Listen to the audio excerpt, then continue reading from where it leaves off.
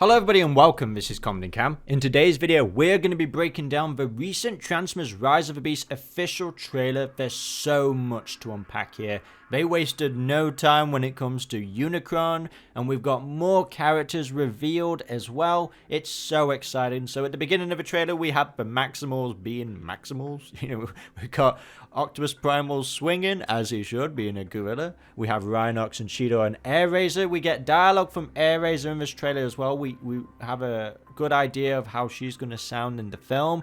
Very exciting stuff. But the more interesting thing is actually on the Autobot side when it comes to Optimus Prime. He's got a rough attitude when Noah is in the base. He's like, wait, what are you doing here? And he's picking him up. And this is Optimus Prime's maturing arc. He's going to be a bit rough. He doesn't know how to communicate to the humans properly. Last time we saw him in Bumblebee, all he was doing was fighting. So now he's on a brand new planet and they're hiding out. And while this is a thing, he's growing and learning. And we're going to see a lot of this in the Cybertron prequel that ILM are going to be animating. That should be coming out next year. And we're going to see more of this. More of a character arc when it comes to Optimus Prime.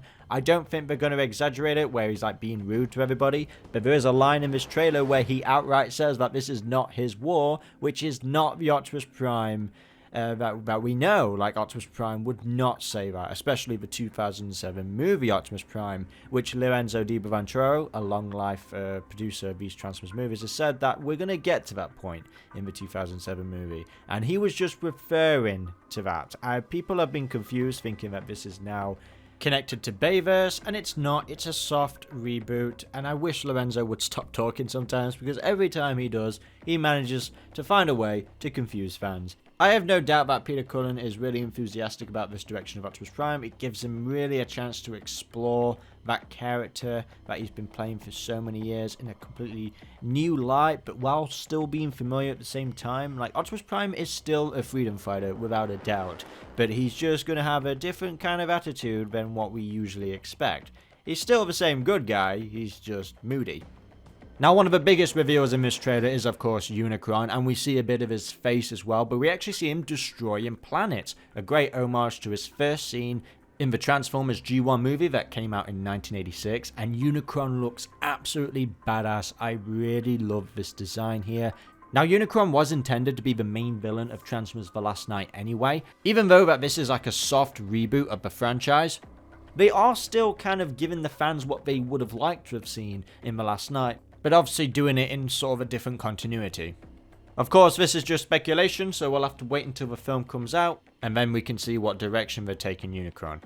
Don't expect to see his robot mode in this movie. I think they'll just tease him with his face, and that's kind of it. I mean, who knows, but I feel like they would want to save that for the sequel, to gear us up for that. We have the Terrorcons in full force in this trailer. We get glimpses of Nightbird, and then we have Battletrap, and especially Scourge. We hear what Peter Dinklage sounds like as Scourge, and I think it's a really good take. And I gotta say, I'm really impressed. He's a great actor and he suits the role. I actually have a Scourge tier list on the way, and we have better images of his robot mode, all of them actually, and they look really good. Really impressed. I wish there was a bit more colour on Scourge, but that's my only kind of criticism, really. It's really cool to see them all in action, and you can see them gearing up throughout the film. We have shots of them in Peru, then we also have him, stabbing Bumblebee, which will be a big point in the film. But don't worry, they're not going to kill Bumblebee. He's going to be okay. He might have a little bit of an upgrade, but he'll survive. I really do think Scourge is going to be like the better version of Lockdown, what we would have liked to have seen more from Lockdown. Like, he's going to go all out to accomplish his mission. Like, he's actually been sent by Unicron himself, and I don't think he's going to disappoint him at all. So there are going to be some casualties in this film.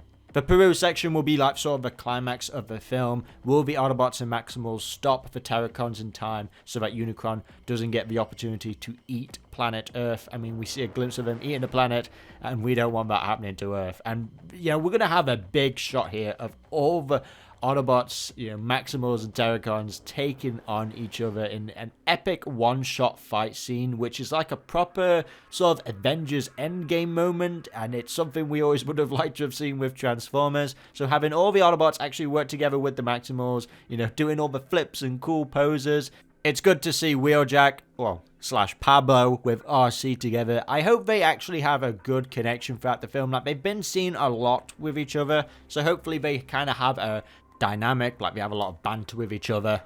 And we actually have a shot of Noah's character becoming like a Headmaster or a Target Master of sorts. Like, he has this special armor we can see. It gets put on his hand. Instead of it being just a sword knight like how Cage Yeager had it, he's going to have a full kind of robot suit to help him out in the battle. So he's actually going to be contributing to the fight. We can see him hanging on Bumblebee there as he's turning around.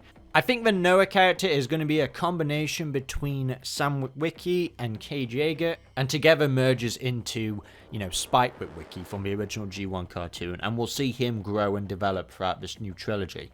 Now let's talk about the animation for the film, because that's going to be one of the biggest debates. Like I said in my trailer reaction, which you can check out, this is not being done by ILM, but the Cybertron prequel will be done by ILM, which has been the animation for all of the Transformers movies up until Rise of the Beast. For reasons, I don't know why, but Skydance, a Paramount partnered company, will be doing the animation, and you can definitely tell in a few shots it's still pretty rough, and there's a lot that needs to be kind of added. But at the same time, there are some really good badass shots, like Bumblebee when he was charging in. There's some good fight action sequences, especially when Optimus Prime is with Noah, when he was picking him up. That looks good. It's just mostly the close-up shots that seem to have the most issue, which I'm sure are going to get touched on to the absolute max until it releases on June 9th. So there is still time. Now, will the animation be perfect throughout the whole movie? Probably not. There's going to be some moments where it's not going to look as great as we would have liked, but I think the main reason why is purely just because there's so much in this movie. There's so much CGI. There's a lot of robots. Like, they carried the movie this time. We haven't got to deal with a lot of human characters. And one of the many things that people have said that have seen parts of this movie is that the robots get a lot more screen time. And there's kind of a sacrifice of that. Now, ILM, who usually do the animated movies, will be actually doing the Cybertron movie. So we have a lot to look forward to there, because they are always the best in the business when it comes to CGI. Regardless, I'm still looking forward to what Skydance has installed. Everything I've seen so far is impressive, of course with a few rough shots, but I'm still happy about this film. Like, I'm still going to really enjoy it, and I'm probably not even going to notice or care when it comes to the film about the rough, bad shots. As long as we get good characters, you know, and they actually are developed really well, I'm happy at the end of the day. And of course, there's still time. The film hasn't come out yet, so, you know, how it looks now may not be how it looks in the final film. I really hope that the character of Scourge carries on in the next trilogy of these movies, because to kill him off would be kind of a waste. Like we said, they want to give all these characters arcs, so how about we keep some in for the next movie? I feel like Airazor might be the only character in the movie that gets killed off, you know, because I don't see her a lot in the Peru section, you know, at the final battle. So maybe at some point she sacrifices herself or something like that. Who knows? She's geared up in the trailer. You know, she's been given dialogue, unlike most of the other characters. So who knows? I've got a bad feeling about Airazor. I've got a feeling she ain't gonna make it. The only thing that kind of indicates it for me is this shot here of RC and Wheeljack. This missile, I think that is intended for Airazor. That's why RC's face is like so, like she's so shocked. She's like, no.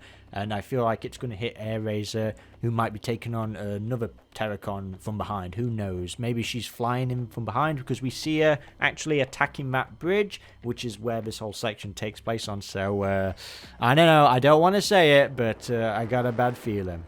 Yesterday, I updated my Wheeljack design tier list, and I included Pablo / Wheeljack in Rise of the Beast, and we get a better look in this trailer of his extended fins. So yeah, maybe fans will be a bit more happier now. Maybe that has calmed things down, because people were not happy initially with the look of Wheeljack.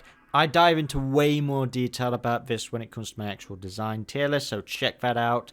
But overall, at the end of the day, I'm really happy with this trailer. It really delivered a lot. We have waited so many months now, and wow, I'm impressed, really. There's so much to dive into, so much to speculate. Of course, let me know what your opinions are of this trailer in the comment section below.